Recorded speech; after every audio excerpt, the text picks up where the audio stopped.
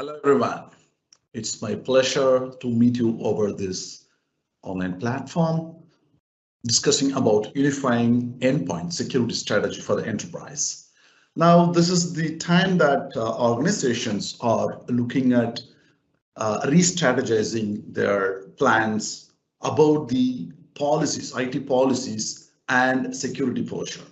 Now, if you look at the pandemic and the last 16, 18 months, so there has been a drastic change in terms of the attack surface, right? So we had a controlled, secured perimeter in which all the endpoints were remaining there, resting there, and we were able to do our task at our pace, right? The IT teams were given with a lot of freedom. They had the way they manage the endpoints were different when they are inside the organization. But once they moved out to the remote places, remote work environment, work from home, there have been a lot of challenges, right? In terms of how you manage, how you secure, how you protect your data. So that's the challenge that we have been facing in, probably we can put it the last 2 years, this year and last year. Now, moving forward, how is this remote work is going to go? And are we prepared, or are we creating a strategy in order to just accommodate everything and every challenge and every threat what we have? Now, don't think that in managing the endpoint is a challenge at this point or for these 2 years. It's been a challenge. It's been taking different forms, and there have been different management formats which have been initiated. So I've given this diagram from, I think this is from Gartner, where they beautifully say that initially we had system management where you should be able to image, deploy the image, do the patch management, install the software, do some group policy for the configurations, what you need to do, right? Now, all those things were there. Then we had the new devices, modern operating systems, new devices. So we have to change the keywords and the way that we manage them, like enrolling them instead of installing the agent, auto update instead of patch management, okay, app management or app store instead of installation of the software, right? Things changed, and we started managing the device and managing the mobility. The content were more important than the device, right? So these things were brought in, but still we had a system way of managing that and enterprise mobility way of managing that. And then later came the consolidated way of managing it, where the legacy, right, the systems and the modern devices were managed from a single console but had different flows. And from there, it moved to the new unified way of management, where the agents, we would have a single agent or an agent which is capable of managing both kind of endpoints, right? So we have everything under control. Now, you could see here that this started from basic system management. We call it legacy now, but back then it was systems management, where you had ACCM and other stuff for managing those endpoints, right? Now, from that level to here, there have been a lot of technology adapted, a lot of operating systems have taken new technologies, right? New changes, and over 10 to 12 years, it has taken dramatic changes. Now, one interesting stuff what I want to mention is this fellow, Randall Cameron, has done some research based on Gartner's Magic Quadrant releases. And I'm very proud to say this and show you that information. Only two organizations were there from all the Magic Quadrants, right? It's only Microsoft and Manage Engine, because we complement Microsoft's soft features at certain level according to the need and requirement of the customers, right? So as you have seen that we have adapted all the technologies, all the changes, and assisted customers in managing their endpoints for the better business continuity. Now, looking with that information, moving forward, the direction of the cybersecurity is going to be the culture of remote work is going to stay. One. Two, endpoint security is going to be the topmost priority, right? And then you will find more ransomware attacks prevailing in future also. So these are the few things that the experts, analysts say that this is going to happen. Now, you have to have a strategy and ensure that your business is continued this way. And here is another update from the remote work from Gartner. You could see what is the projection of remote workers by 2025, right? Now you could see almost all the developed countries or all the countries who are in the IT digital wave are moving forward, taking up this remote work. And at the same time, you have to look at this one. This is from Cybercrime magazine, where they say the cost of cyber attacks by 2025 is going to be 10.5 trillion. By 21, they say it's going to be 6 trillion, which is the third largest economy following US and China. Now we pay too much for the cybercrime. Now, how do you stop? How do you ensure that that doesn't impact you and you are able to continue your business without such things? This is about the data breach, right? This is from IBM's research. 2021, you could see here, this is 4.24 US dollars in millions, right? So we pay too much, and there's been a lot of cost associated with cybercrime and data breach. This one talks about the time duration of the vulnerability, which is unknown to the vendor, right? Now, comparing all these 7 years, this year seems to be having the longest hidden days. Now, when this is out, so the 212 days for this year is unknown to the vendor but known to the threat actor. The 75 days is known to the vendor. Only after that you get the release as a fix, and that becomes a 0 day.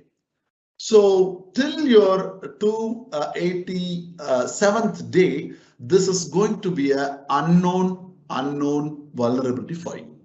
If it is a known vulnerability, you could have a different attack. If it is unknown, you have methodologies to do that.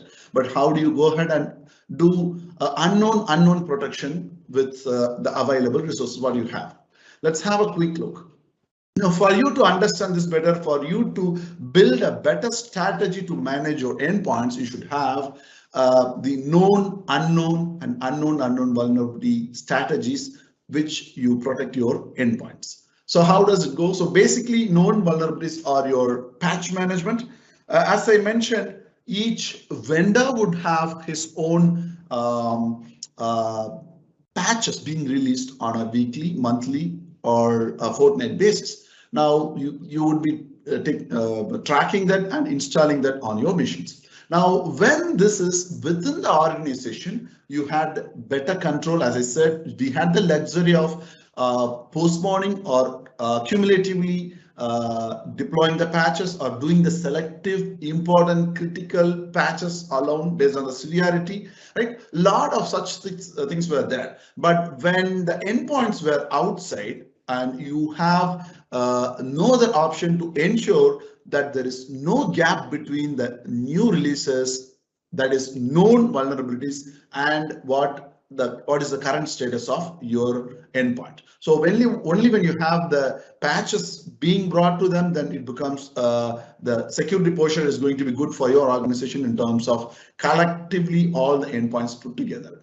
Now, this is the biggest challenge when endpoints are outside the organization. So I would say when you have a better practice of doing this cyber hygiene, so you fundamentally cover most of the areas and you ensure the people or the threat actor who are going to reach to your endpoints has to spend a lot of energy and cost to identify the gap, because you are basically building a secure mold every month, every now and then when there is a known vulnerability available, right? Moving on to the unknown vulnerability area. There are protocols, ports, right? Applications, misconfigurations in the applications, which cannot be identified on each endpoint level, right, by human eyes. So we have to have a methodology or way to identify them and automatically remediate. Now, similar to what you have seen with the known vulnerability, this could actually go collect where the gap lies, and you should be able to remediate, automate that, right? Zero touch basis. So this will ensure that apart from known, other vulnerabilities on the OS, drivers, and applications level are identified and remediated. This is one level. Moving on, see, there is an endpoint, and you have almost all your applications moved to the cloud. Now, the data transfer between these two, I mean, it could be in use, data in flight, or data at rest, has to be encrypted, basically BitLocker for Windows, so that you should be able to guarantee that the data leak, when the data goes out, the data leak doesn't cost your business. And the third one is about the browser. This is something that most of the people are not going to take in focus, because we know we use different browsers for the business purpose, right? Now, that too in the work from home, there are different browsers. And if there is a privilege, now they go ahead and install plugins. There are a few other things like plugins, extensions, helper objects. What are those? When you try to patch known vulnerabilities, does it patch your extension? And so is the version or the same uniformity is followed across the organization? Is it running in a privileged access? Is it leaking data? Now, all those things have to be brought in control, so that you should have a better visibility in terms of browsers, add-ons, and their credentials and privilege, so that you should be able to control any such unknown areas where the attack could happen through that. So these three fall under unknown. So it's not only that, it's about the data leak prevention. So when you talk about data leak, most of the organization already have some USB controls. Now, USB control is where the external devices could be added, the data could be transferred. But when you have other things like taking a screenshot, sending it to the wrong recipient, or taking a printout, right?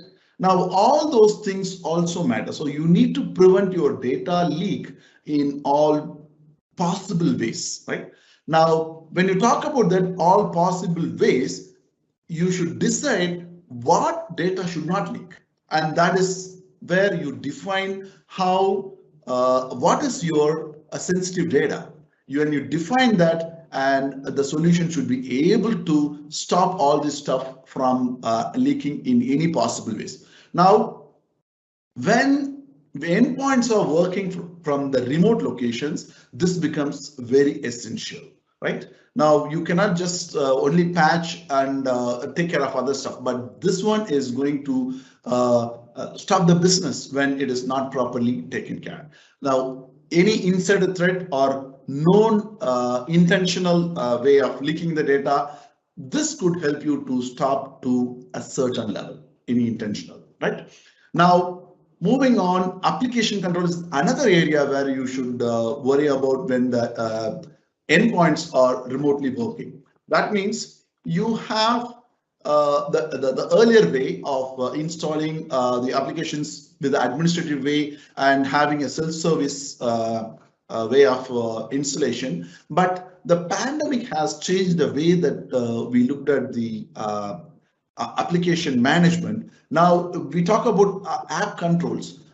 More than worrying about the installing and uninstalling, we ensure that only allowed applications are available on the endpoints, right? Now other applications are not allowed. So even if somebody is having a privileged access and having the unwanted application installed, it shouldn't allow, or it should automatically remove and send the update to the administrators. That's how you can remotely ensure that your endpoints are safe this way. Now, when you have allowed applications only available in the network, in the endpoints, there is no chance of malware, new malware getting in and running in the network, right? This is one. And privileged application management, the privilege will be given only at the right time for a shorter period, and then it is reverted, so that you don't have to worry about this. Now, these are the unknown areas, some of the unknown areas where you should be able to focus, and there are ways to protect them, basically using the unknown vulnerability management methods, what we discussed, right? So unknown and the known areas. Now, unknown is something that we are not aware. We are not sure. The vendor himself is not sure. I'm not talking about the Microsoft OS drivers applications. I'm also looking at the customer's environment, where we could see the Mac machines, the Linux, the third-party applications, right? All this stuff, or Chrome books, things like that, IoT devices. Now, all these things put together, we should be able to protect, right? That's where we complement Microsoft in the areas where we need to provide additional steps for the customers. Now, for the unknown, you have to understand the cybersecurity framework, ensure that those resources which cannot be available to the outside world or cannot or still legacy has to be protected deep inside your network, where you have the zero trust network, and you have EDR and all these things available, so that you should be able to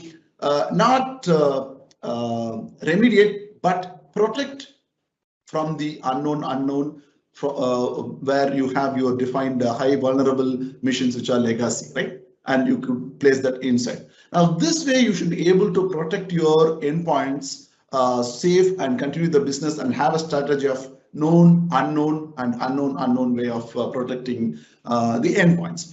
Now, of the all the strategies that we spoke about, this is something that we recently have, you might have seen, cybersecurity framework profile for ransomware risk management from NIST. Now, what is interesting here is, please note the 89th line, which talks about even without undertaking all of these measures, right? You should be able to basically prevent the organization, protect against the ransomware threat.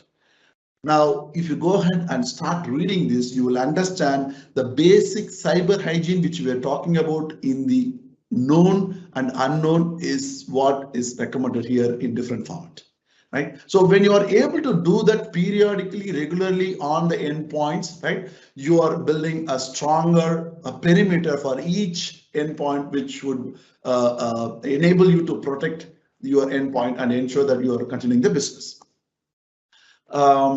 So most of the attacks in that sense is basically on the ransomware. Now, I'm just going to have a quick walkthrough into understanding the ransomware on a high level, that too from the Microsoft way, and a few other institutions which talks about that. Now, till 2017, the way ransomware was seen is different, right? Now, we understand that WannaCry and NotPetya were so popular, costing a lot of damage in terms of cost, right? But this cost is not directly relevant to, or in terms of revenue, to the threat actors. This is in terms of victims, in terms of loss, not in terms of revenue generated by them. Now, after 2017, the entire scenario changed. They started leveraging Bitcoin, one. Two, ransomware as a service was available. Now, this is to encourage even smaller cyber criminals in groups to use their services, train them, and teach them with documents how to approach organization and go ahead and do recon and then infiltrate, exfiltrate using their service. Now, that's when the ransom has become a big business or enterprise organization business. Now, there are organizations which have their representation in dark web, just watching whether any of their data is being discussed there, so that they can remediate. Now, in order to understand this better, so the ransomware is basically getting in using the vulnerabilities or any spear phishing or by leaking the privilege or the credentials. From there, it is affecting you. You are victimized, and then the ransomware is being demanded. Right now, there is one more step into that. Now there is double extortion. Instead, I mean, there is always ransomware, and parallelly, the data is leaked outside in the dark web, and that's where they get the double extortion. Now, this is a high-level understanding of ransomware, and Microsoft and other organizations have a better way to define categories in step-by-step method so that you should be able to understand this and remediate your endpoints that way. Lockheed Martin has a kill chain, cyber kill chain way where this says how they plan, get in, take the data, encrypt, and exfiltrate. Similarly, meter and attack, tactics, techniques, and common knowledge, right? Procedures, how this is done based on real-time incidents. They break down the steps and give you for to understand this better. Similarly, Microsoft gives you the beautiful way of understanding this in a simpler, easier way, entering into the environment, traverse and spread, execute the objectives. That means ransomware is spread and they're able to take your data as per the ransomware. Now, going through these institutions and their documentation would allow you to understand how the attacks are happening, and they have analyzed a lot of such incidents and given a better understanding from attack and protection point of view.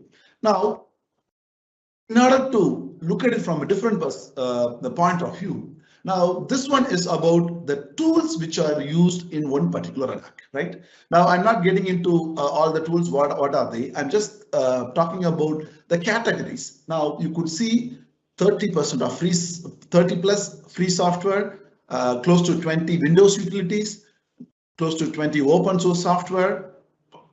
I mean, commercially, off-the-shelf software 13%, free services 9%. Put together, 90 plus is a publicly available tool or software, and only 9% is from their ransomware. Now, flip the situation and use the same tools to look your network from the cyber or the threat actors point of view. Where is the gap, and how they are able to see your network and find the gaps. So when you use these tools and start practicing that, you should be able to find the gap and remediate or align your security posture accordingly. Right? That's the advantage of having these institutions giving the documentation. So this is again from Microsoft. They say that threat actors are like water. They want to just get into the gaps, smaller gaps, whatever could be, they want to get in, but with less ROI. Now, when you are able to have better control in terms of known, unknown, and unknown areas and protect your endpoints, the ROI, return on investment on getting to your endpoint, is going to go high, and probably they would look for a better ROI organizations rather than this. So it's very important that you have to ensure that we have better built strategies for securing the endpoints.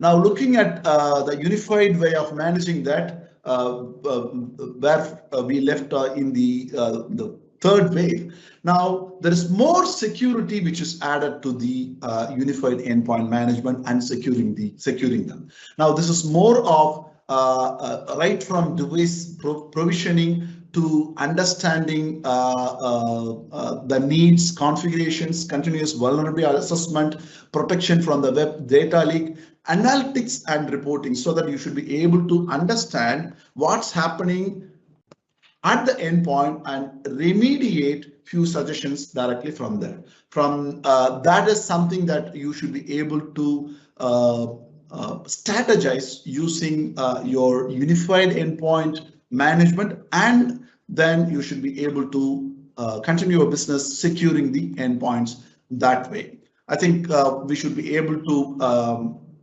discuss some questions if you have anything here. Hey, Romanus. Yes, we do have a couple questions. Yeah. The first one is, what is the sequences of items in the backlog for implementing a just-in-time strategy for endpoint management? Where does looking at files as an endpoint fit? Okay, so I think this is more of real-time detection of the incidents or security incident which could happen. So what we looked at here for the first two about known and unknown is basically securing the endpoints. That is proactive way of doing that.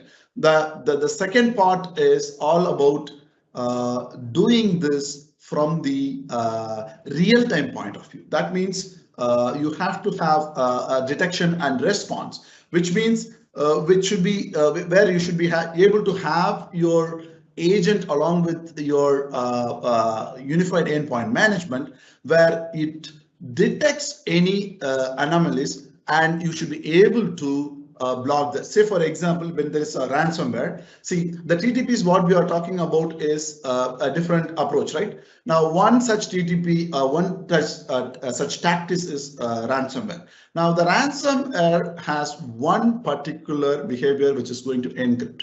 Now, there could be different ways that it comes into the organization, but when the attack, when it strikes, it's going to be encryption. Now, that encryption is the key that the anti-ransomware solution would look for. So immediately it's going to spike that, kill the process, and that too, it will check whether it is a legitimate process. Even your browser could be doing some encryption for data security. Now that cannot be killed, or it cannot be false alarm always.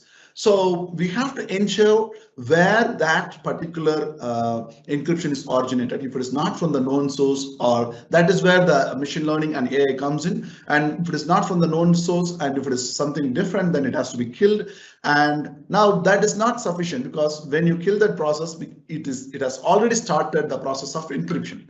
Now that means that some of your data is already captured. Now this has to be restored from your backup immediately, and then the endpoint should go ahead and work. Now this is going to happen seamlessly without anything being noticed or any delay, and the end user is not going to know about that. But this is given as alert in your event logs and to the consoles. So this is something on real time. So this is how you should be able to protect the endpoints for the known, unknown, and the challenges like real-time protection when in the case of ransomware or any other such things. Okay. Moving on to another question regarding DLP and USBs, we like to only allow a specified user set to use a specified set of USBs. Is this possible? And also, is this controllable within the DLP framework? Meaning we do not want Azure gods to be able to adjust, just those with DLP/security role. Okay, so not specific to any tool. So I should say that this should be possible. So when you have a set of users who want to who has to be allowed with only one set of devices to be accessed.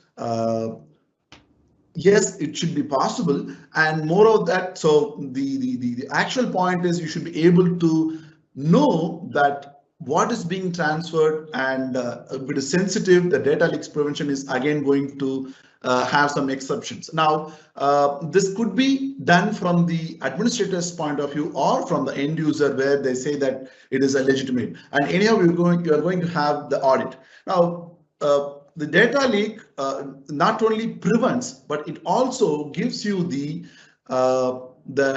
way that the data has gone out, right? Exfiltrate it just in case if it is sensitive data which goes through that, you should be able to get that from the audit. So not only preventing, not only containing that, but also if it is allowed for the legitimate user on the legitimate allowed device, then you should be able to audit that and ensure that it goes through that. And in case of any challenge, you should be able to go and check those logs and ensure that this has gone to the legitimate user to that device, and this is how the data has gone out. So that way it should be possible with the DLP solution. Okay, and then Keith O wants to know, what team do you see as the leader of these solutions as endpoint management team, responsible for directly packaging and deploying security solutions, or a security team that historically has been more of an observe and then instruct IT support personnel to address threat? Okay, that's the real-time challenge in every organization. Now, you might have studied the research purpose around what analysts are talking about. Now, it has to be rearranged or re-strategized. Now, your security operations and the IT operation team has to go hand in hand to ensure. See, when the security incident happens, if the security operations team wants to have access or know where the devices are available or any whereabouts about that in managing them, then it should be the IT operations, right? Now, unless they go hand in hand and have a better strategic approach, this is going to be a real challenge. Now, if you look at the way that applications are being designed, it's all going to be in a single agent, or where you should be able to have a CASB kind of setup where the IT teams are deploying it. Only in the times of any such incidents, they have to come together and work to identify what happens and remediate that. So that way, I think during the deployment and management, it's going to be the IT teams, and then when in times of incidents, it has to be the combined efforts of IT operations and security operations. Okay, and then Keith O also had another follow-up question. Wouldn't using Windows 365 take just about all of these risks away? PC technically and MS Cloud and user just signs in via app or browser. Okay, so I'm going to skip that because I'm not too sure on that part, so I don't want to get any different wrong answers into that. Probably I can check and keep you updated on that. Okay, and then can we go back to the previous slide? That was an anonymous wanted to see the previous slide, and someone had asked, what is Microsoft's latest solution for privileged access workstation? Which one? Previous slide? Yes, I believe that one. But this, yep, this is basically the unified endpoint solution on a high level that Manage Engine has, along with similar to what you see at Microsoft. Now, this one here about patch management, if you're already using the ACCM, we should be able to have a plugin and work along with it, so that the Microsoft patches in terms of OS applications and drivers can be taken care of by Microsoft, and the rest of the third-party stuff like other applications, third-party applications can be managed through this. And others are basically the different modules of unified endpoint management, where Manage Engine offers the unified way of managing those endpoints from it could be Windows or Microsoft, it could be Mac, it could be Linux. From different platforms, we should be able to manage the endpoints and ensure that they are protected using the known, unknown, and unknown way of strategies.